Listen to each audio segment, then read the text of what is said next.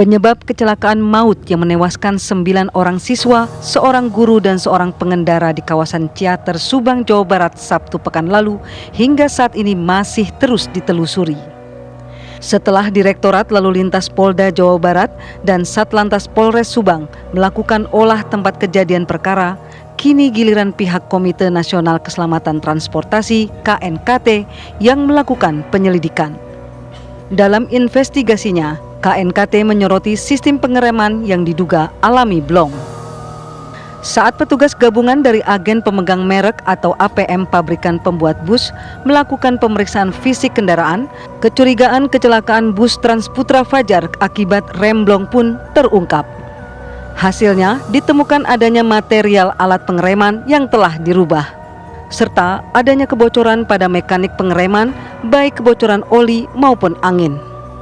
Tak hanya itu, bus keluaran tahun 2006 itu uji kirnya sudah habis sejak Desember 2023 lalu. Masih kerapnya bus tak layak jalan, melaju bebas di jalan raya sejatinya sudah menjadi rahasia umum. Hal tersebut terbukti saat beberapa kecelakaan bus terjadi, penyebab utamanya selalu keadaan bus yang tak layak jalan. Dan ironisnya, mayoritas disebabkan kebocoran pada mekanik pengereman alias remblong. Lemahnya pengawasan dari dinas terkait diduga menjadi sebab banyak pengusaha bus nakal memanfaatkan situasi tersebut. Demi keuntungan besar, tak jarang mereka nekat merekondisi bus tua agar terlihat layak jalan. Permasalahan semakin rumit saat kepemilikan bus kini mulai marak dimiliki secara pribadi sehingga semakin sulit diawasi apakah bus tersebut layak jalan atau tidak. Tim TV One mengabarkan.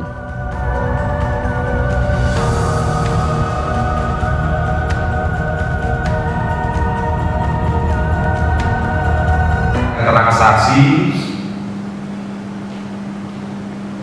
baik pengemudi maupun penumpang lainnya, termasuk saksi ahli, berikut dengan surat atau dokumen hasil ramcek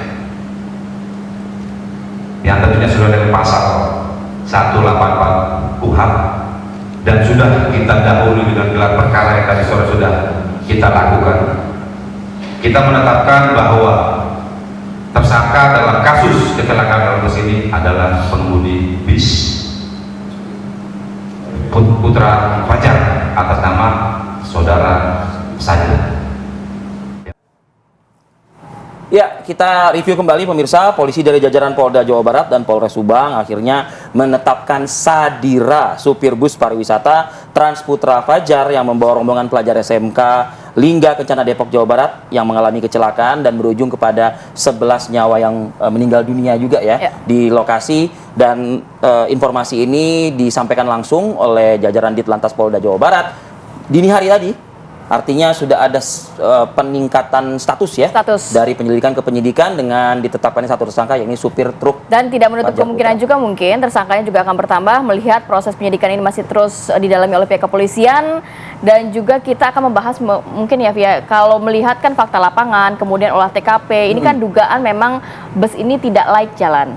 Banyak sebetulnya tidak jalan, lalu juga menyalahi kitoh awal dari bus tersebut begitu ya. Ada modifikasi dan lain sebagainya. Ada modifikasi lain-lainnya. Mungkin kalau Rati mengatakan mungkin ini akan bertambah tersangkanya, kalau saya mengatakan mohon maaf nih, nanti silakan nanti narasumber memprotes saya harus gitu bertambah. Kan. Harus bertambah. Nah, kita akan mendalami hal ini dengan dua narasumber yang sudah ada di studio. Sudah ada Ibu Ruth Hana Simatupang, mantan investigator KNKT. Selamat pagi, assalamualaikum Bu Ruth. Selamat pagi, alhamdulillah sehat. Pagi ini Ibu Ruth. Sehat alhamdulillah. Dan juga ada Bang Kurnia Lesani Adnan, Ketua Bidang Angkutan Organda atau orang DPP Organda. Bang Sani apa kabar? Siap. Selamat pagi. Bang Sani sehat Bang? Alhamdulillah baik, waalaikumsalam. Ya. Nah kalau wajah-wajah kecewa terlihat dari raut wajah Bang Sani. Karena memang mereka yang juga biasa menghadapi maksudnya permasalahan transportasi juga ya Via. Saya mau ke Bu Ruth dulu ya, sebagai mantan investigator KNKT, melihat kasus ini secara keseluruhan kan sudah diadakan olah TKP, saksi-saksi dan lain sebagainya. Apa yang paling disoroti oleh Ibu Ruth? Sekali lagi itu selalu melihat pada proses mereka mendapatkan izin untuk jalan. Kemudian mereka melakukan perubahan struktur si bus. Modifikasi bus Iya, itu ya. modifikasi. Kemudian bagaimana si supir mendapatkan SIM untuk mengemudikan si bus. Apa iya dia dulu mengikuti proses ujian untuk SIM B1 ya Pak ya? Itu betulan. Atau dia Nembak lah. nembak, membayar. Karena itu yang membuat dia bisa safe dalam menjalankan profesinya. Nah, kalau tidak ya seperti inilah. Tidak berpikir bahwa sudah ada warning dari mekanik bahwa rem tidak berfungsi. Iya. Karena valve dari remnya sudah menandakan kerusakan. Iya. Seharusnya supir atau driver itu memahami bahwa ini Betul. akan berisiko tinggi kalau memang tetap dijalankan gitu ya. Iya. Nah, ini gimana defensive drivingnya dia sebelum dapat SIM-nya? Bagaimana di perusahaan itu mereka terus dibina untuk jalankan profesinya sesuai dengan perkembangan dari mesin si mobil, sistem permesinan dan sebagainya. Nah, ini yang saya kayaknya nggak pernah dengar. Nanti mungkin Pak Sani yang Iya, bisa iya. dari Organda. Oke. Itu yang Burut. utamanya. Artinya begini Bu Ruth, saya bukan membela Pak Sadira. Kita acungkan jempol kepada pihak kepolisian menetapkan tersangka ya. Yang paling mudah saat ini adalah memang si supir ini begitu. Supirnya, drivernya. Tapi si supir ini sejak kejadian awal itu sepertinya tidak menutupi diri begitu ya. Artinya beberapa media termasuk TV One kami juga mendapatkan wawancara eksklusifnya dengan yang bersangkutan. Bercerita apapun ya, plong begitu saja. Tidak seakan-akan tidak ada yang ditutupi atau tidak ada yang direkayasa. Kita tidak tahu ya apakah itu rekayasa atau sebenarnya begitu. Tapi dia plong menceritakannya seperti itu. Nah, artinya begini, apakah seorang supir ini hanya dia saja yang jadinya dikorbankan gitu ya untuk bertanggung jawab gitu. Tapi saya melihatnya dengan plong dan dia berani menceritakan secara utuh 2 kali mengalami rem blong dan lain sebagainya. Coba diperbaiki. dan Ada lain sinyal sebagainya. dia ingin mengetuk Ya, betul. pihak-pihak tertentu begitu. Iya, betul. Anda melihat betul? Betul, itu memang harusnya begitu. Yang betul itu adalah dia sudah melihat ada yang tidak beres, dia mengatakan dan dia ikut mencegah. Nah, kok ini sialnya adalah dia mengetahui itu tapi dia tetap jalankan. Kenapa Bu? Kenapa tetap menjalankan? Ini ada biasanya ya, biasanya atau yang pernah kami wawancara. Nah, biasanya mereka mengatakan kalau kami tidak meneruskan, kami akan dapat sanksi dari perusahaan. Ada tekanan, ada rasa Iya. takut di situ ya Bu ya. Ya, pasti itu yang utama. Kemudian ini ada kemungkinan besar tuntutan juga dari si penumpangnya karena tidak merasa senang karena kok ini kita jadi terlambat. Tertunda-tunda Iya, gitu. Jadi ada desakan itu juga sehingga akhirnya secara merasa bahwa ini tanggung jawab saya ya udah deh jalan aja deh nanti terserah bagaimana di jalan. Iya. Nah, ini. Dan itu mungkin tidak hanya case ini ya sebenarnya kalau misalnya kita berkaca pada kasus-kasus Yang trouble sebelumnya. bus Serupa. lainnya Iya. serupa juga pasti seperti itu ya. Tapi kalau melihat investigasi harus secara menyeluruh berarti ya Bu ya. Nantinya Betul. juga harus kepada PO busnya, asal busnya dari mana, dan lain sebagainya. Jalannya juga dilihat, kontur jalan, panjang turunan dari Ciater ke Subang itu kan wow, panjang sekali. Kalau nggak salah sekitar 9 kilo ya. Ya. Nah, itu turunan terus. Nah, ini kalau mobil yang tidak kuat sistem pengeremannya ya terjadilah. bahkan sudah ada early warning dari awal gitu. Iya. ya. Nah, Tetap gitu. nekat gitu ya. Iya. Oke. Kalau Bang Sani ini ngelihatnya cukup berhenti di satu supir ini saja atau berpotensi sebetulnya sih dengan mudah seorang Sani ini melihatnya ini bisa minta pertanggungjawaban juga ini. Baik. Ya, Mas Arief, Mbak Rati, Burut senior saya. Sebelumnya kita sepakati dulu ya, jangan lagi kita panggil mereka supir, Bu, pengemudi. Pengemudi. Pengemudi ya. Ya, karena supir itu tendensinya sudah banyak yang aneh-aneh kan, Betul. Oke. singkatan dari supir itu. Jadi kalau saya lihat, saya sepakat tadi Mas Arief bilang. Saya juga melihat wawancara eksklusifnya TV One Iya, iya. kepada si Pengemudi. tersangka, pengemudi ini. Dia menceritakan dan segala macam, walaupun netizen melihat kok ekspresinya bla bla bla. bla. Tenang-tenang Tapi aja. Kayak nggak saya ada melihat simpati, dia gitu menceritakan apa adanya. Dan kebetulan pada saat kecelakaan malam, paginya saya sudah mendapat informasi di lapangan akurat. Oh, Jadi memang kalau kita bicara yang semestinya secara aturan, secara undang-undang, perusahaan angkutan itu kan satu harus berbadan hukum, kedua plat kuning, oh iya. ya kan? Iya. Ketiga, dia memiliki komplain terhadap perizinan, ya KIR dan segala macam. Nah, ini saja kendaraan ini sudah fail. Kacau balau lah, Bu ya. Ya. Jadi yang Ibu Ruth sampaikan tadi, kompetensi itu kan. Kami memang boleh dikatakan menghadapi sebuah simalakama yang sangat besar sekali di masa Kenapa, hari. Bang? Kalau udah bicara kompetensi, masih banyak di Republik tercinta ini pengemudi yang maaf mungkin membacanya nggak lurus, tapi begitu mobil itu start pertama, cicilan pertama dia keluar, dia bawa sampai cicilan terakhir yang spion aja nggak pernah ganti.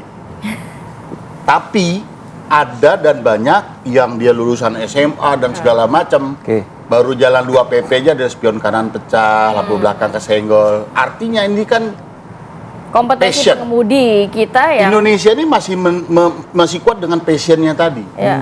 profesinya profesi. ini. Nah, tapi kan ini kan harus kita bungkus. Tapi apakah kalau berbicara mengenai membawa kendaraan sendiri, oke lah hanya satu penumpang Ya. begitu. Tapi kalau ini membawa nyawanya banyak begitu kan, itu yang menariknya, harus ada berarti. pengawasan yang lebih ketat. Itu yang menariknya Mbak Rati. Pertanyaan besarnya adalah kenapa ini berlangsung?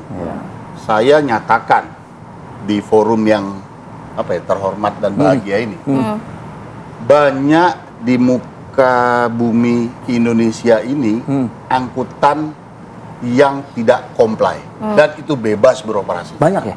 Banyak. Sekali. Ayo kita ke pinggir jalan, kita berdiri. Saya dari tadi lihat ada beberapa bus Dengan lewat. mudah kita ngeliat. stop, Mudah. kita stop, cek. Saya yakin dari beberapa kita stop pasti ketemu. Betul.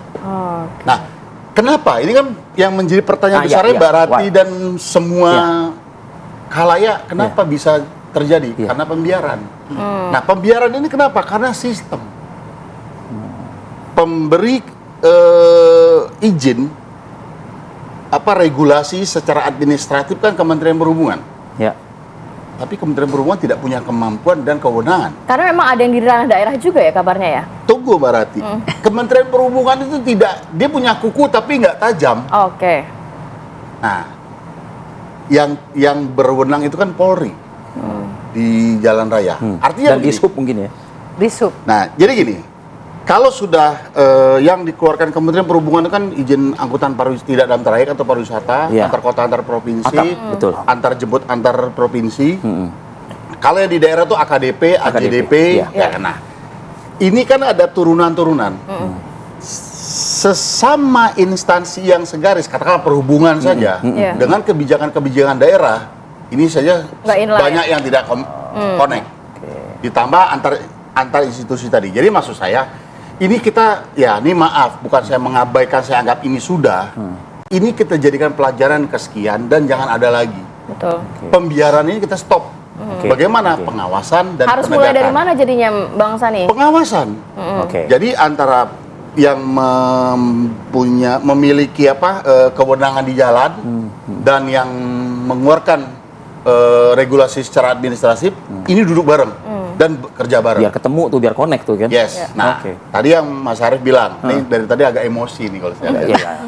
Saya Saya sepakat. korban juga soalnya saya harus ngomong juga gitu saya. Saya sepakat, Mas. Saya sepakat. Kami yang perusahaan yang diberikan izin dengan manajemen Oke. yang jelas, kita harus hadir pada saat terjadi kecelakaan. Tidak betul kalau dibilang ada kecelakaan, itu tanggung jawab pengemudi. Enggak. Manajemennya harus ada. Oke.